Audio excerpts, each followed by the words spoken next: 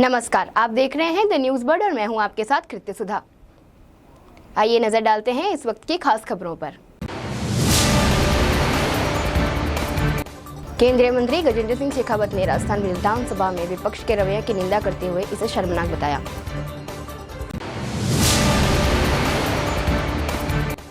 कांग्रेस प्रदेश अध्यक्ष गोविंद सिंह डोटासरा शनिवार को जोधपुर दौरे पर रहे भजनलाल सरकार की कार्यप्रणाली पर उठाए सवाल।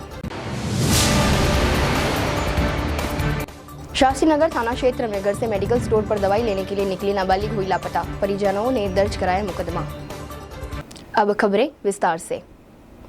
केंद्रीय संस्कृति एवं पर्यटन मंत्री गजेंद्र सिंह शेखावत ने राजस्थान विधानसभा में विपक्ष के रवैये की निंदा करते हुए कहा कि जब विपक्ष के पास में कहीं कोई मुद्दे शेष नहीं रह जाते हैं, कोई विषय जब उनके पास चर्चा करने के लिए शेष नहीं होते, तब तो वे इस तरह के आधार विहीन विषयों को लेकर इस तरह की टिप्पणियां करते हैं। शनिवार को केंद्रीय मंत्री शेखावत ने अपने निवास पर पत्रकारों से अनौपचारिक बातचीत की। विधानसभा में पक्ष विपक्ष के बीच गतिरोध से जुड़े सवाल पर शेखावत ने कहा कि निश्चित रूप से यह निंदनीय है। लोकतांत्रिक व्यवस्थाओं में इस तरह की बातों की कई गुंजाइश नहीं है। केंद्रीय मंत्री ने कहा कि प्रदेश की जनता उनकी अपेक्षाओं के साथ अपना जनप्रतिनिधि चुनकर भेजती है कि वो सदन में जाकर अपने क्षेत्र से जुड़े विषयों पर, समाज से जुड़े विषय पर चर्चा करेंगे। राजनीति महत्वाकांक्षाओं की भेंट चढ़ती है तो उसका दुख निश्चित रूप से मतदाता को होता है।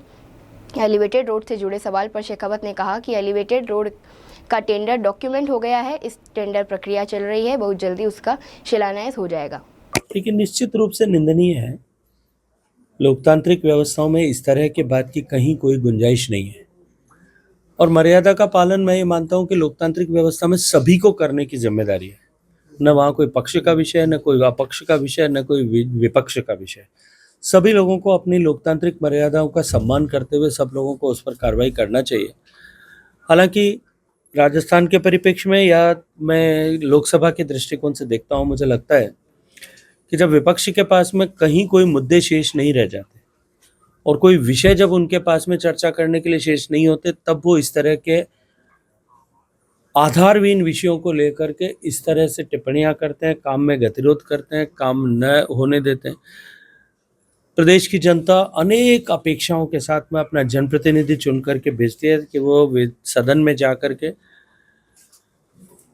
अपने क्षेत्र से जुड़े हुए विषयों पर और ओवरऑल समाज से जुड़े हुए विषयों पर, प्रगति के विषयों पर वहाँ चर्चा करेंगे, स्वस्थ चर्चा करेंगे। लेकिन जब चर्चाएं इस तरह की राजनीति की भेंट चढ़ती है, राजनीतिक महत्वाकांक्षाओं की भेंट चढ़ती है, तो उसका दुख निश्चित रूप से मतदाता को होता है। एक जनप्रतिनिधि के नाते मुझे लगता है कि हमें, चाहे हम किसी भी पाले में खड़े हों, जैसा मैंने कहा पक्ष अपक्ष और विपक्ष चाहे किसी भी पाले में खड़े हों, एक जनप्रतिनिधि के नाते जो हमारे मतदाताओं के प्रति हमारा जो भाव होना चाहिए, जो रिस्पॉन्सिबिलिटी होनी चाहिए, हम उस रिस्पॉन्सिबिलिटी को पूरा करने के दृष्टिकोण से सोचते हुए काम करें, ऐसा मैं मानता हूँ सभी को करना चाहिए। कांग्रेस प्रदेश अध्यक्ष गोविंद सिंह डोटासरा शनिवार को जोधपुर दौरे पर रहे। जोधपुर पहुंचने पर कांग्रेस नेताओं ने डोटासरा का भव्य स्वागत किया। अपने जोधपुर प्रवास के दौरान गोविंद सिंह डोटासरा ने सर्किट हाउस व पत्रकारों से अनौपचारिक वार्ता की। इस दौरान गोविंद सिंह डोटासरा ने प्रदेश की भजनलाल सरकार की कार्यप्रणाली पर सवाल करते हुए उन्हें आड़ो हाथ लिया। डोटासरा ने बताया कि कांग्रेस सरकार में जो चिकित्सा की सुविधाएं थी वह इस सरकार ने पूरी तरह से खत्म कर दी। अंग्रेज माध्यम स्कूलों को बंद कराने की तैयारी इस सरकार द्वारा की जा रही है, जबकि बजट के नाम पर बड़ी बड़ी घोषणाएं की जा रही है, लेकिन वास्तविकता में कम कुछ नहीं हो रहे। डोटासरा ने प्रदेश की कानून व्यवस्था पर सवाल उठाते हुए कहा कि अवैध बजरी सबसे बड़ी समस्या है, लेकिन सरकार का उस और कोई ध्यान नहीं है। प्रेस वार्ता के दौरान कांग्रेस जिला अध्यक्ष नरेश जोशी एवं सलीम खान, कांग्रेस नेता संगीत बेनीवाल सहित बड़ी संख्या में कांग्रेस कार्यकर्ता उपस्थित रहे। जो हालात इस सरकार के बनने के बाद में बने हुए हैं, आप कोई सा भी क्षेत्र ले लीजिए, सरकार नाम की कोई चीज है नहीं, ब्यूरोक्रेसी हावी है, जनप्रतिनिधियों की चल नहीं रही है। जो हमारी कांग्रेस की सरकार के समय जो अच्छी योजनाएं थी, चाहे वो चिकित्सा की थी, शिक्षा की थी, चाहे दूसरी और योजनाएं थी, उन सब पे ताला लगा दिया है, उसको कमजोर करने का काम किया जा रहा है। आप देखिए, आज 25 लाख का इलाज फ्री था, आज दवाई नहीं मिल रही है। सरकारी कर्मचारी जो आरजीएचएस स्कीम है उसमें जो मेडिकल स्टोरों से दवाई ला रहे हैं उनको पैसे नहीं मिल रहे हैं। इलाज के लिए लोग तड़प रहे हैं, लेकिन इस सरकार के कान पे जू भी नहीं रह गई। जो इंग्लिश मीडियम स्कूल है जिसमें 7 लाख से ज्यादा गरीब का बच्चा पढ़ रहा है, फ्री में पढ़ रहा है, उस इंग्लिश मीडियम स्कूलों को समीक्षा के नाम से बंद करने की तैयारी की जा रही है। उनमें 17,000 पोस्टें खाली हैं। आज 14 महीने बाद में भी एक भी टीचर नहीं दिया, एक भी रुपया इंफ्रास्ट्रक्चर का नहीं दिया। 800 कामों की समीक्षा इन्होंने सरकार बनते ही शुरू की थी। आज की तारीख तक उस समीक्षा का क्या हुआ किसी को कोई पता नहीं। केवल 9 जिले और 3 संभाग समाप्त करने का काम कर दिया, जहां पर पूरा जो अधिकारी कर्मचारी ऑफिसेज खुलने थे सारे काम हो गए थे। उसके बावजूद भी जोधपुर में भी और पूरे प्रदेश में जो अवैध बजरी का जो कारोबार इस सरकार से मिले हुए लोग कर रहे हैं, सरकार की नाक के नीचे हो रहा है। इनके कैबिनेट मंत्री कह रहे हैं एक जगह की बिशलपुर की कि वहां से 7-8 करोड़ की बजरी चोरी प्रतिदिन हो रही है। तो पूरे प्रदेश में क्या हाल होगा इस चोरी का। अवैध खनन हो रहा है, कोई पूछने वाला नहीं है। जोधपुर पुलिस कमिश्नरेट को शास्त्री नगर थाना क्षेत्र में घर में मेडिकल स्टोर पर दवाई लेने के लिए निकली नाबालिग लापता हो गई, जिसके बाद परिजनों की ओर से शास्त्री नगर थाना में रिपोर्ट दी गई, जिसमें एक युवक पर नाबालिग के अपहरण का आरोप लगाया गया।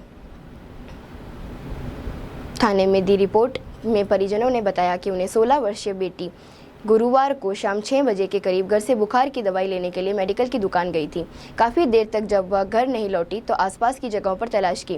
रिश्तेदारों और पड़ोसियों ने से भी पूछताछ की, लेकिन कोई पता नहीं चला। बाद में समाज के लोगों से पता चला कि उसे एक युवक अपहरण करके ले गया है। इस पर उसके मोबाइल नंबरों पर संपर्क किया गया, उसका फ़ोन बंद मिला। संविधान को अपनाने के 75 वर्ष पूर्व होने पर संविधान के प्रति जागरूकता के लिए देश भर में चलाए जा रहे हमारे संविधान हमारा स्वाभिमान अभियान के तहत शुक्रवार को जोधपुर रेलवे स्टेशन पर चित्र प्रदर्शनी और संगोष्ठी आयोजित की गई। जोधपुर के डीआरएम पंकज कुमार सिंह ने स्वतंत्रता सेनानी स्वयं सज्जन सिंह की पत्नी अंशु कंवर की उपस्थिति में चित्र प्रदर्शनी की फीता काटकर उद्घाटन किया।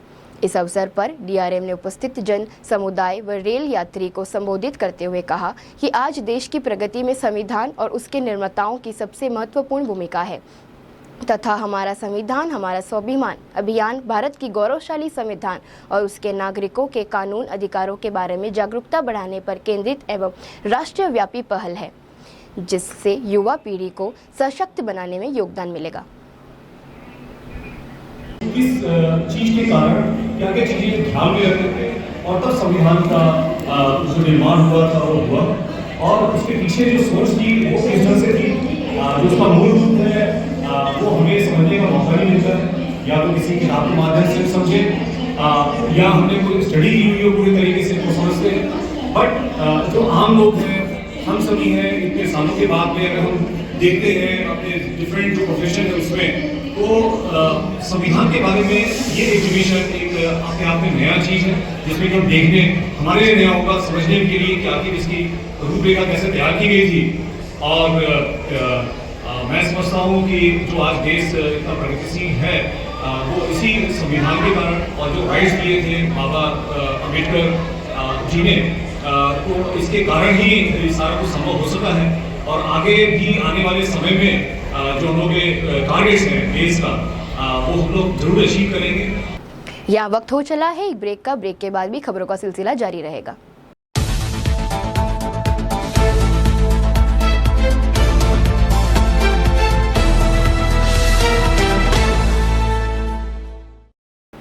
सिरोही जिले कलेक्टर के निर्देश अनुसार दिव्यांग प्रमाणीकरण शिविर में जिला प्रशासन, चिकित्सा एवं स्वास्थ्य विभाग, सामाजिक न्याय विभाग, पंचायत राज विभाग, महिला एवं बाल विकास विभाग एवं सूचना प्रौद्योगिकी विभाग के संयुक्त तत्वाधान में शिविर का आयोजन पंचायत समिति रेवदर के परिसर में हुआ।